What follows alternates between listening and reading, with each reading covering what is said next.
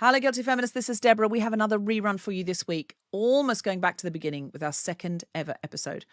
I haven't listened to this episode yet, but I am very intrigued to do so because I think I'm a very different kind of person and feminist. So it's deep in the archive, but it's always good to see a metric for how much we've changed. And I think this topic of food is evergreen.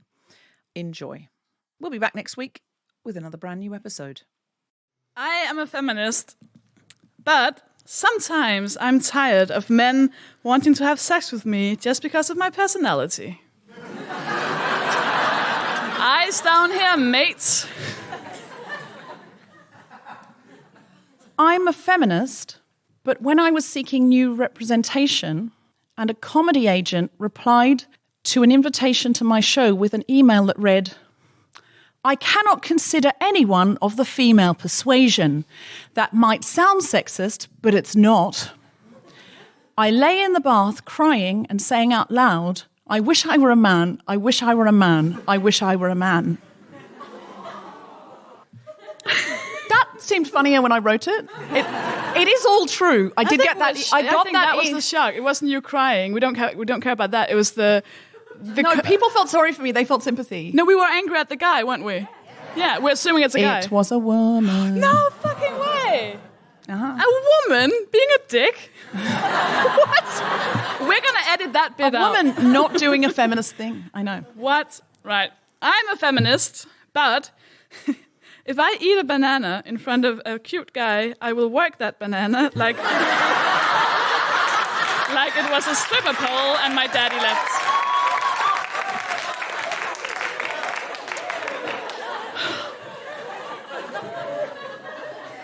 Yeah, settle back down. This one's not going to get the same reaction. It's another one of Deborah's sad ones. I'm a feminist, but when I was seeking new representation and a comedy agent replied to an invitation to my show with an email that read, we're a bit saturated girl-wise right now, I sat in the bath with a glass of wine saying out loud, I wish I were a man, I mean it this time. Who do I have to fuck to become a man?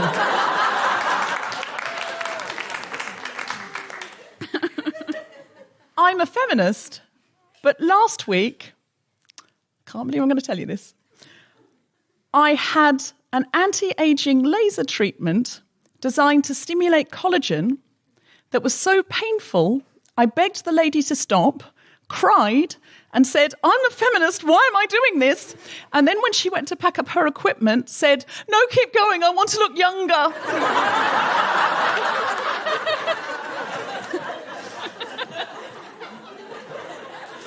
I think it's worked though, don't you? I do look good.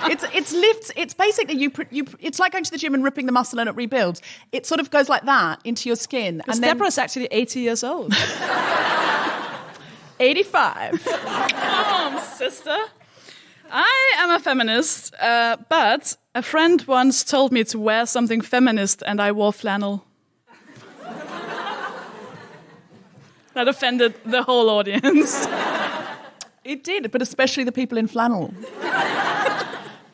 I'm a feminist, but recently when a man shouted, hey babe, your tits look great in that top, I turned to express my outrage at him and saw out of my peripheral vision that he was talking to a much younger, hotter woman. And my outrage turned into disappointment, rejection, fake outrage on her behalf, and leaving.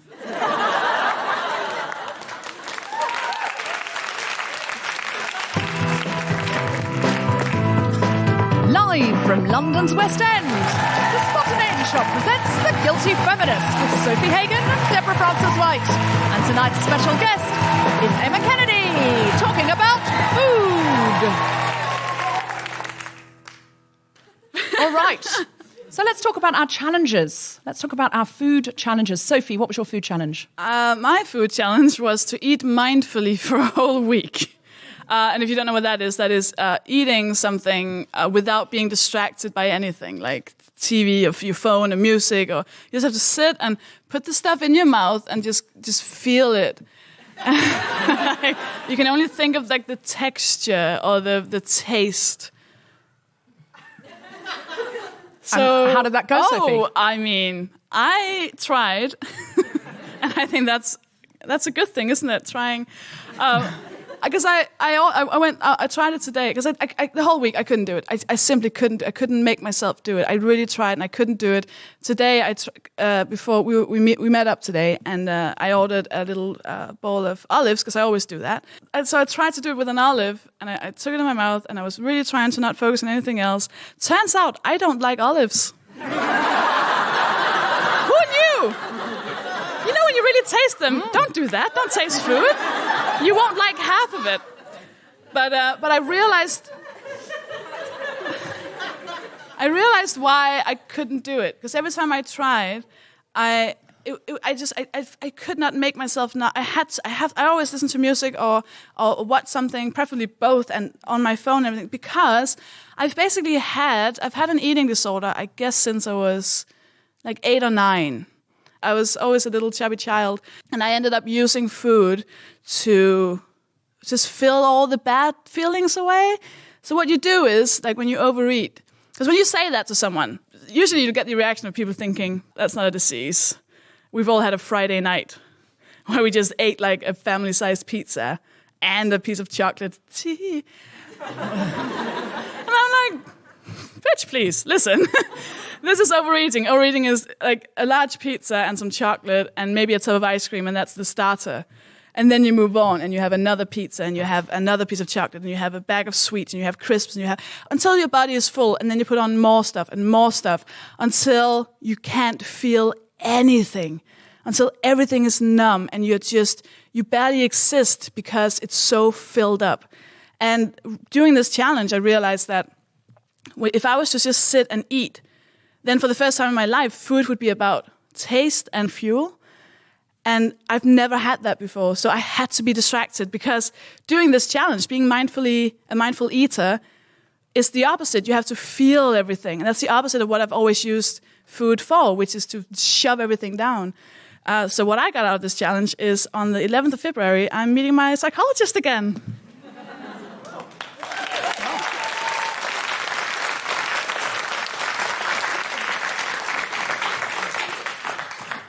That's awesome. That's really interesting. And you said that when you were eating the olive that you could eat half of it, thinking about the olive, and then your mind would have to be distracted or you'd have to go on your phone. Yeah, and it was awful. And I know it's difficult for a lot of fat people, or people in general, sitting alone at a cafe. But since I got into being a fat activist and loving myself and loving my body, which I do, so when I sit in a cafe and I eat like 3 desserts, for me, that's like a body activism thing. So that's the biggest act of defiance that you can do as a fat person, is unapologetically shoving cake into your face in front of people, being furious that they hate themselves even though they're skinny. And you're having so much fun.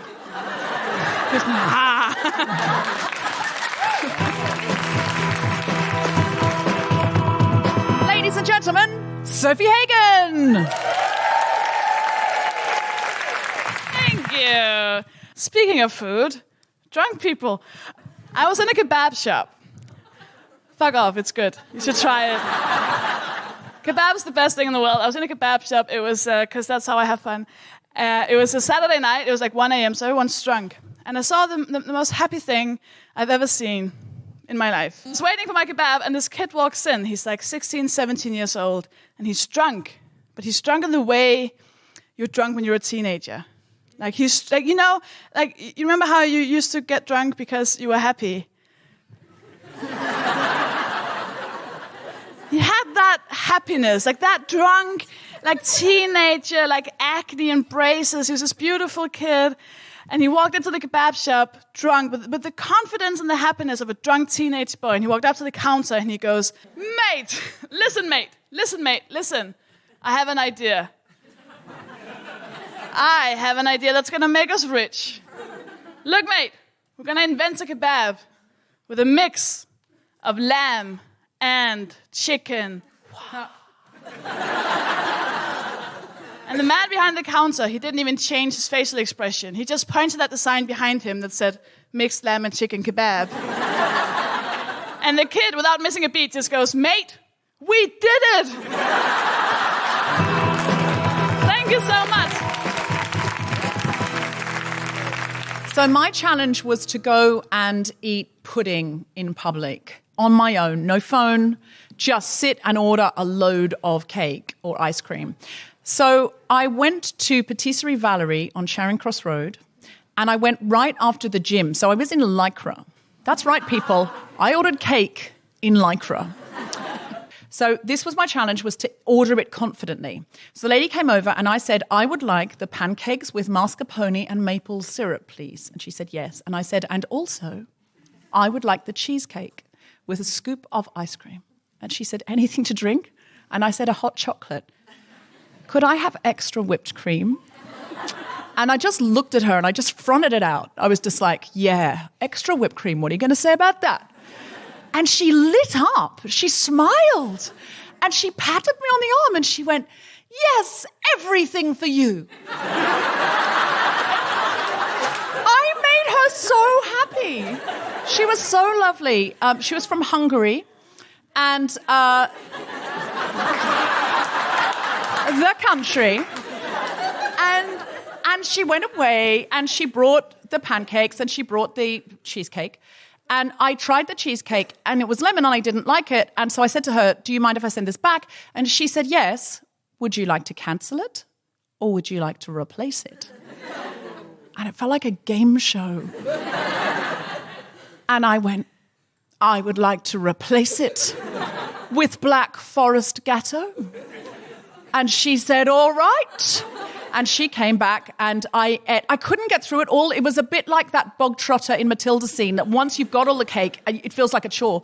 But I thought the challenge is not to eat all the cake. It's to order it with confidence and eat some of it in style. So I did that and then I got the bill. And as she was giving it to me, I said to her, I couldn't help but notice that you kind of lit up when I ordered the cake. And I'm writing about this. Would you mind me asking you about it? And she said, it was a little strange. And I said, what? She said, well, the way you ordered it. I serve cake all day. That's all I do. I serve hundreds of pieces of cake a day. And I said, yeah. And why was I strange? She said, because women, they're kind of shy about ordering cake. She said, they make a face like, ugh. And they go, oh, I shouldn't have the cake. I shouldn't have the cake. I should, no, but I'll have some cake. I'll have a little bit. Do I share the cake? Shall I share? Oh, I'll have some cake. Oh, I'll have some cake. She said they always do a little dance. And she said, and they know they're ordering cake because they've come into Patisserie Valerie. It's premeditated. It's not an accidental caking. They knew what they were doing when they walked through the door, but she said they have to have a little dance about it. And I said, what about men? She said, oh, no, they never apologise. She said, they just order cake. I said, would a woman normally order 2 pieces of cake? She said, no, very, very, very rare. She said, I did have a Chinese lady once order 3, but it was very odd day. She said, we would talk about that in the kitchen. That's very odd. But she said men all the time order 1, 2, 3 pieces of cake, no big deal. And it never seemed strange to them. And I said, does it matter if the woman is smaller or larger? And she said, yes, thinner women are more shy about ordering the cake. And she said, older women are more confident than younger women. And I said, so if a woman was to come in and not be shy about cake, would there be an elderly, larger woman? She said, yes. She said, because women get to an age where they're like, oh, fuck it. Life is disappointing. Just bring the fucking cake.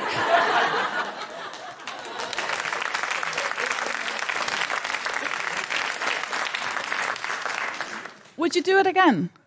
Oh, no. No. Do you know what? She went on and on to me about how lovely it was to have a woman confidently order cake. She went on about it. She said, you're like me. You won't just order the cake. You're like me.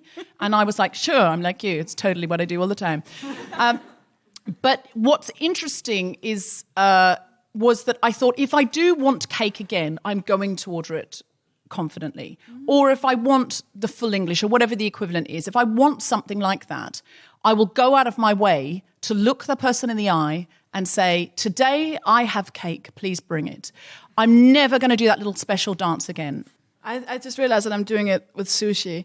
I go, ooh, and 3 chopsticks, please. What, if you're doing takeaway sushi, you ask for 3 pairs of chopsticks so they think it's for 3 people? Yes, because that's what they say on the website. They say, this is good for 3 people. I'm like, well, you should know.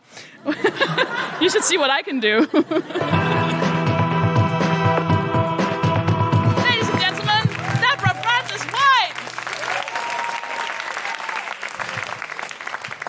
I have given up sugar. And I even hate telling you that. I hate telling you that because the first 20 minutes of any conversation I ever have with any woman is always, what are you not eating? With any woman. So what are you not eating? Oh, well, I'm not eating at the moment. I'm not eating dairy. Oh, well, you're not eating dairy? I'm not eating carbohydrates at all. No. What are you not eating? I'm not eating Mondays and Wednesdays. I've lost 3 stone in the last year. And I was hot before. I want to woohoo for the 3 stone heavier me. That's right, because she deserves it. She was fabulous. This me is I like this me because the 3 stone lighter me, because I can run up hills faster. You know, you hit a point in your life where you realise you're not going to live forever. And I realised I had shit to do and I needed to do it faster. And if you're lighter, you're quicker on your feet. And then over Christmas, it was like 6 days at Christmas, I put on half a stone. So I went to Paris for a week and just ate beans and big hunks of fish. And it all came off in a week. It was really remarkable. And I realised it was because that weight you've just put on, it's like moving a vagrant from a doorway. You just go and say, excuse me, you can't stay here. And that person will wander off because they've just got there. But weight you've had on for years is more like getting a squatter out of a house. And there's some fat on my thighs that's like, lady, you're going to need a court order. Because we've been here as long as you have. Thank you very much.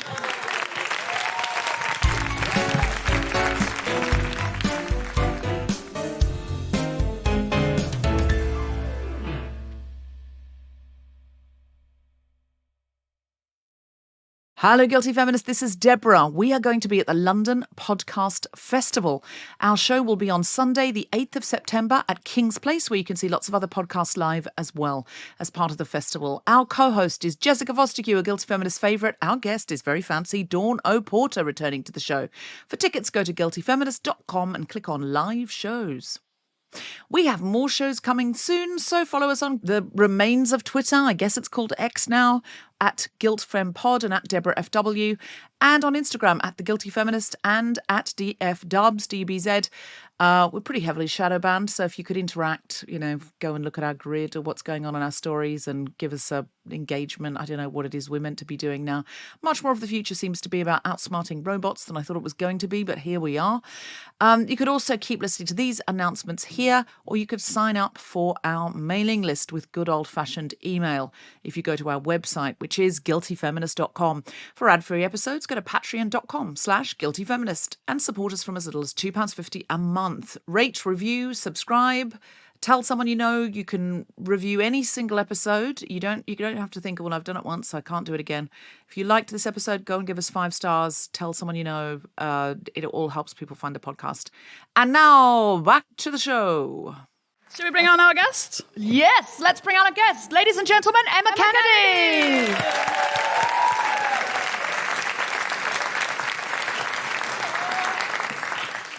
Now, Emma Kennedy, what I want to ask you about is you won MasterChef, Celebrity MasterChef. I did, yeah. Well done. That round of applause. Thank you. Yes, thank you. And I read something in a broadsheet over Christmas that said, and it's in fact why I've asked you to come and do the show, where you said publicly, everything tastes better with butter. Yeah, it does. Don't ignore the 100%. butter. You were so happy about butter. Yeah, but we're all fine to eat butter now because I think for the past 30 years we've been sold the line that that saturated fats are bad for us. But now, give 3 cheers, they're good for us. Yeah. Yeah. So it's sugary things and low fat, lots of low fat products. And things that sort of sell themselves as diet food are actually got tons and tons of sugar in. So that's why you're always hungry when you eat them. Whereas if you have proper animal fat and proper butter and the yolks of eggs and all these things, they are all appetite suppressants. But I think that's a really important point, is that a lot of these... and they're better for you. And all the products that are basically saying you'll lose weight if you eat this, they're not out there to make you skinny, because if you were skinny, you wouldn't buy their products. No, it's rubbish. Yeah, it's all a load of rubbish. You seem to have a very positive relationship with food. I do. Yes, I've How never. did you get that? Because I How? want it. I've just Did it come in the I've mail? never had a difficult relationship with food ever. You've never had one? No, Get I out. really don't think I have. But having said that, this year I've set myself a challenge. And it's because I read an article. I'm 48 now, and when I carry fat, I carry it. You know what a man would have a beer belly, but Trini and Susanna call it the apple shape. I have the apple shape, and that is incredibly dangerous. If you have a history of breast cancer and diabetes in your family, which I do. My mother had breast cancer and died of it. My father is a diabetic. And I read an article that if your waist, the measurement around your belly button is more than 32 inches, which is fucking tiny, then you are in grave danger of literally dropping down dead any minute. No. And I looked. No, Sophie. I'll just go run up some stairs it's like now. Once you get past a certain age, you are No, you Sophie's are 12. putting She's yourself fine. through. And I thought, well, hang on a minute. I wouldn't put my arm in a crusher. You know, I wouldn't approach a dangerous piece of machinery and go, oh, do you know what? I'll just skip around for a while near it or in it with some scarves that I might get caught up in. You don't do it. You don't like. If you said to me that is botulism, I wouldn't drink it. But at the same point, I think, well, hang on. My belly measurement is 37 inches, so I'm literally 1 foot in the grave. I know, but all those charts, like the what do you call it? The IB. It's not the IBM. That's computers. IBS. IBS. That's irritable bowel syndrome. The BMI. BMI. Thank you. The BMI.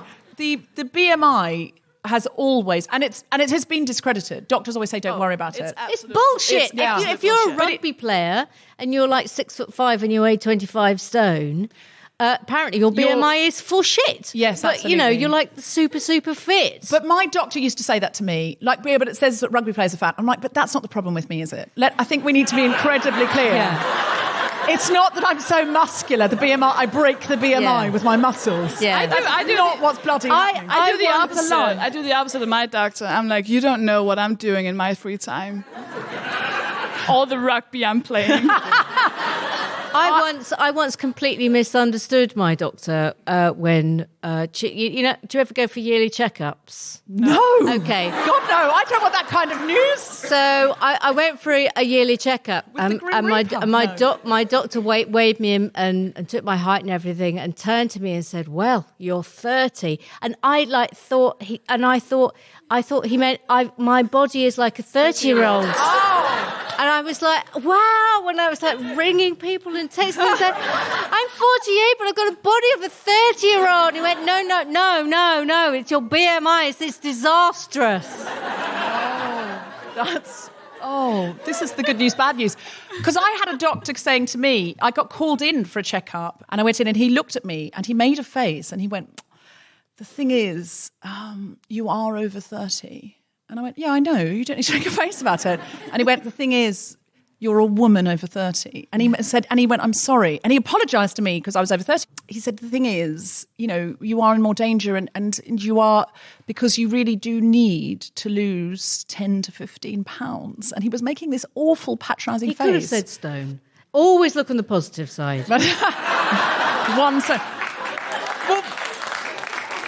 Well, when he said 10 to 15 pounds, I was like, oh, fucking hell, that's great news. I would have thought I would have needed to lose two. I thought he was going to say 2.5 or something like that. But he was making this awful face at me. But it's the face, actually, that's the biggest problem. And I did have a friend once that we ended up in this little altercation about, I basically ended up, you don't need to know, but the end of it was me saying, Philip, are you saying I'm fat?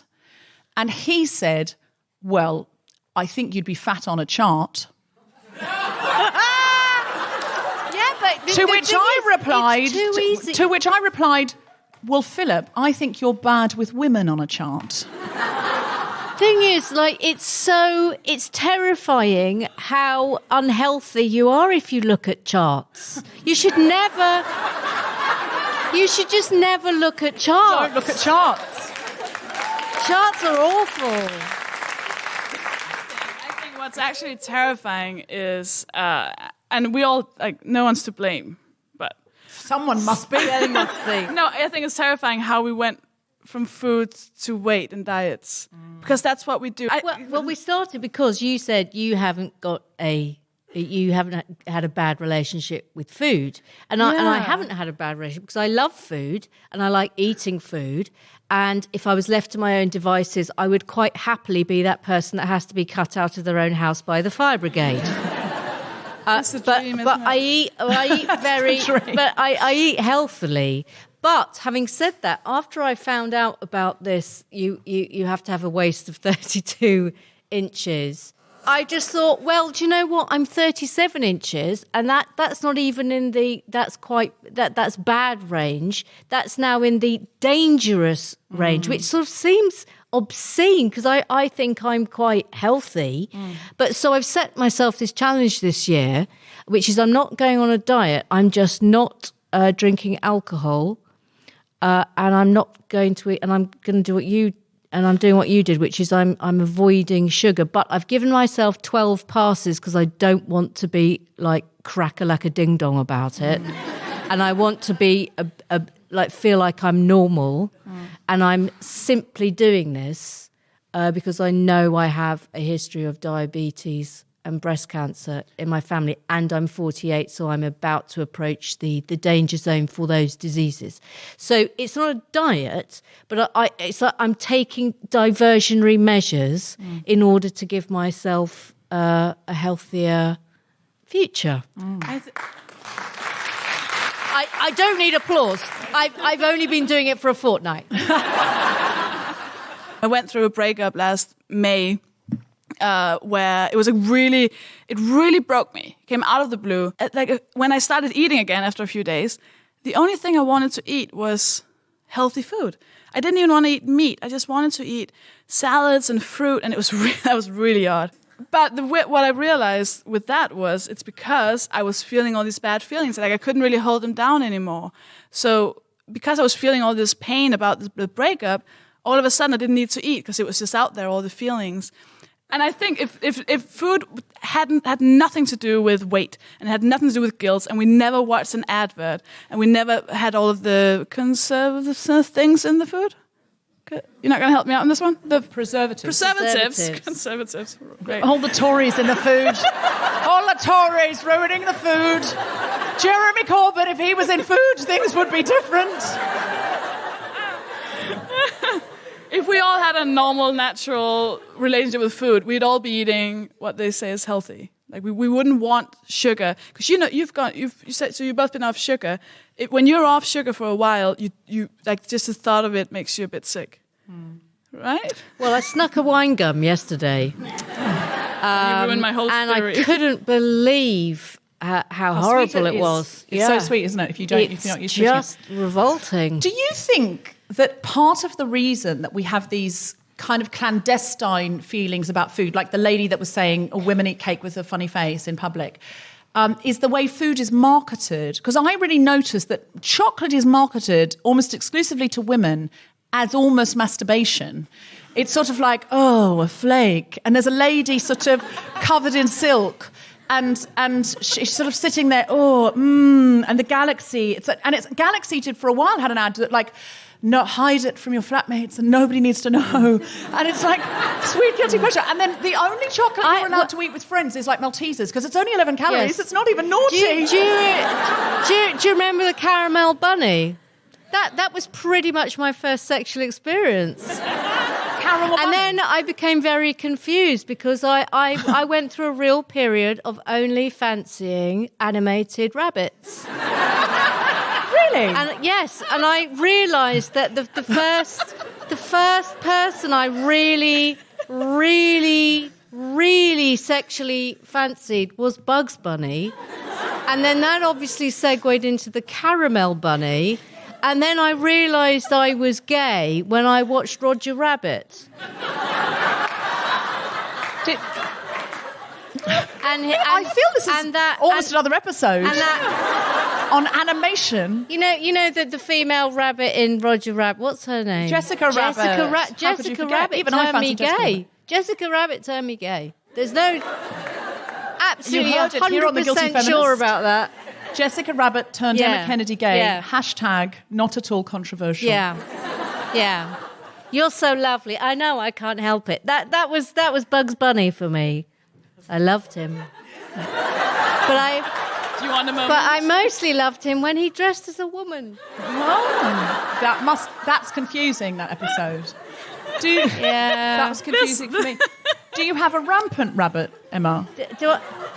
Yes, because I was in a film about. It was called The Rabbit, and we all got given one for free. Can you explain what a Rampant rabbit is. It's a rampant vibrator rabbit, in the it's a shape of vibrator. rabbit ears. And it's very It's very good. good. Yes.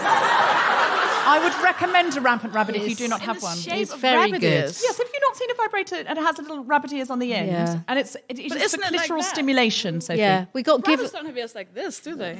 No, No. it's just Oh. two little... It's Mine is like a rabbits. crippled Two rabbit. rabbit Okay, ears. so imagine that's a penis. And imagine if a penis had something unselfish on it. You make it a bit smaller. that was there to stimulate the clitoris. Imagine that. The what? The clitoris. Oh, Sophie, so much you don't know. Again, Sophie is 16 going on 17. She needs someone older and wiser telling her what to do. I've had a lot of peels. The brilliant thing was, we were all given a rabbit for. In fact, now I think about it, that was our fee. For It was a British film, then? For being in the film, Oh, we yes. were given a rabbit, but we also got a mini one, and I gave that one to my mother. That's an interesting... She'd never had a vibrator. How did you put I it under don't the know how my Christmas dad- tree? Like, how did you? I didn't. bring I it just on? gave it to him. That reminds me. One of the greatest Christmas presents I ever received was from my grandmother, and she was menopausal. She'd long gone stopped having periods, and one Christmas she gave me a little Christmas present. I opened it and it was 3 loose tampons, and she just went, "I don't need them anymore."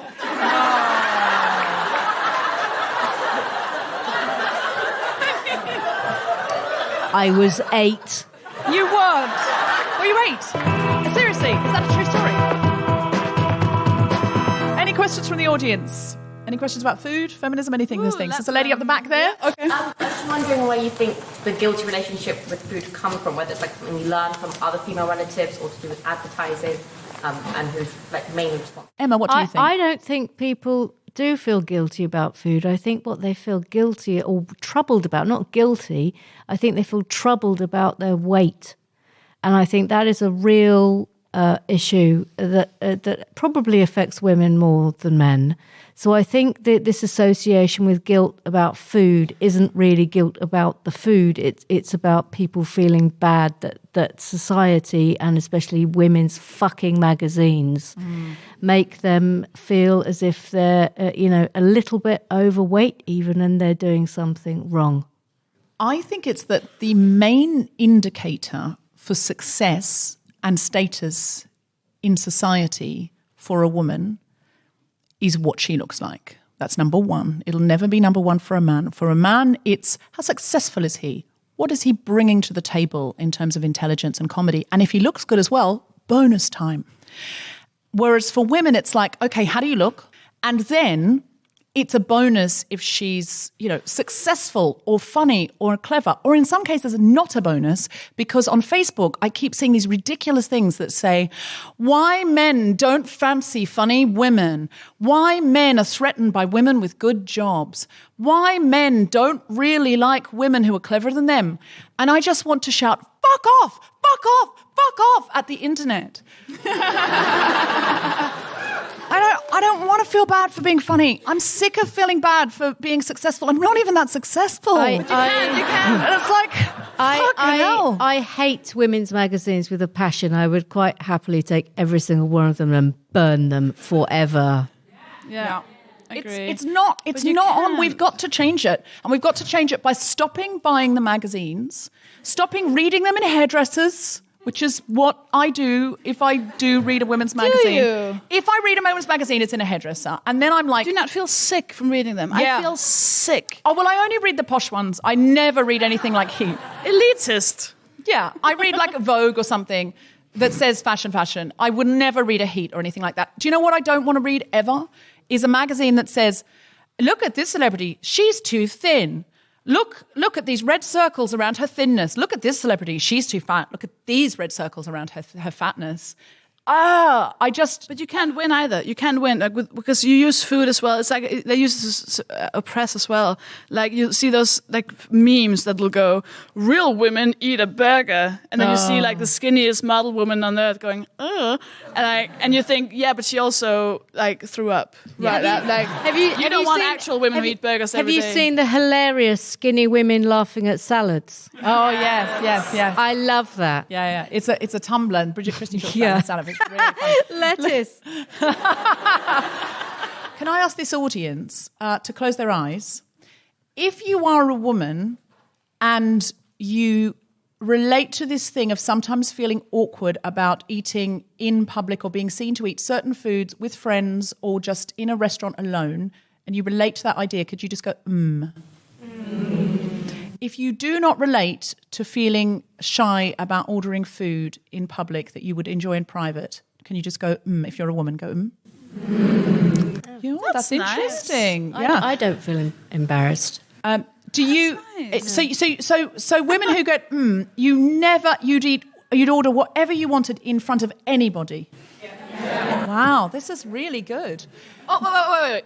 Did you always feel like this? Yes. Oh, okay, sorry. Okay. I was like, feminism saved them. Nope. So men, if you ever feel awkward, close your eyes.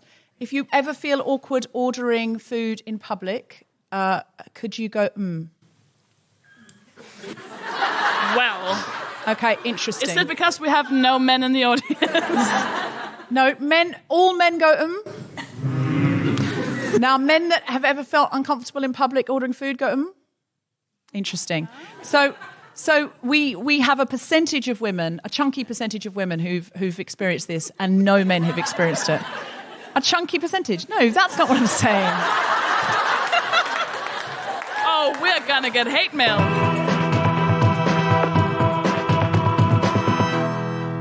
Thank you, Emma Kennedy.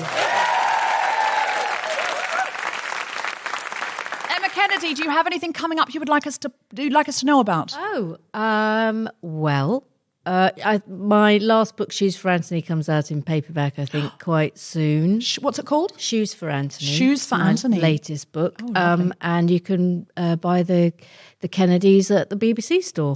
Yes, the Kennedys with the wonderful Catherine Parkinson, wonderful who was Catherine also Parkinson. in the Just 11 Calories Maltesers Little Bit Naughty Yes. ad, Yes, she which was. got banned because the Trades Descriptions Act said, yes, one Malteser has only 11 calories, but nobody eats one. That is a true story. She was brilliant in them, though. She was brilliant. The Kennedys, wonderful show. So everyone go and buy that on DVD. And how can we follow you, Emma Kennedy? I'm at Emma Kennedy on Twitter. Follow Emma Kennedy in the street or on Twitter at Emma Kennedy. Sophie, anything to plug? I am doing a comedy show at the Leicester Comedy Festival, so you have to be in Leicester or be able to get to Leicester. I'm doing it on the 5th and the 7th, and there are details on my Twitter, which is at Sofie Hagen. SOFIEHAGEN. And I also have a website, and I'm on Facebook, and I'm also on Instagram, and I have a Tumblr, and a blog. She gets around. I'm all over the internet. Please like me. And a newsletter as well. Do you remember when liking things was a feeling, not a favour? I miss those days. I'm Deborah Frances-White, and I have a book out called Off the Mic that I wrote with Marsha Shandor, which is about stand-up comedy. And I also have a TED talk about the difference between charisma and stage fright that you could look up. And I also have a tour coming up called Deborah Frances-White Rolls the Dice, based on my Radio 4 comedy show. Which won an award. I'll stop it. They've heard enough. They've heard enough. You guys have both won many more things. Oh, we've won loads, haven't we? Yes. I was the runner-up World Conquer champion. Hey. And Sophie was Foster's Best Newcomer. And Yes. Clutch and Shortle, best newcomer. And Joel, best newcomer. You better get on and with Laughing Horse. Yeah. And my dentist said that I was the best in my family to brush my teeth. So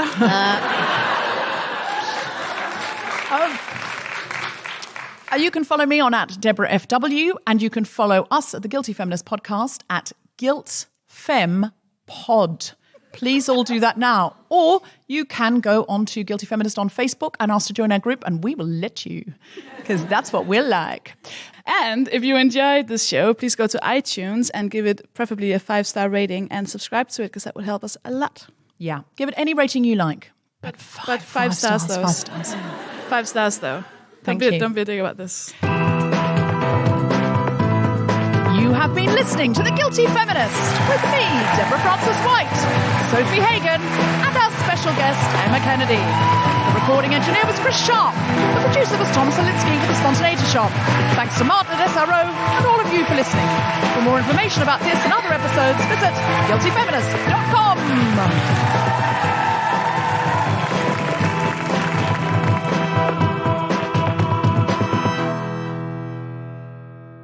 I wish I'd heard the nudity one. Oh, well, you can You still can hear it. download it on guiltyfeminist.com. Did you get into? Did you discuss porn at all in the nudity? Ooh, that's one? a new episode. We're going to do an episode about porn. Because I've always wanted to know whether they do read-throughs before they shoot.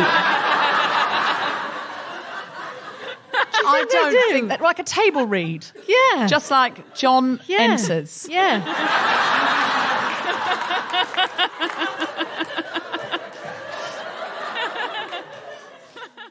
The Guilty Feminist is provided exclusively from Acast. Find it wherever you get your podcasts.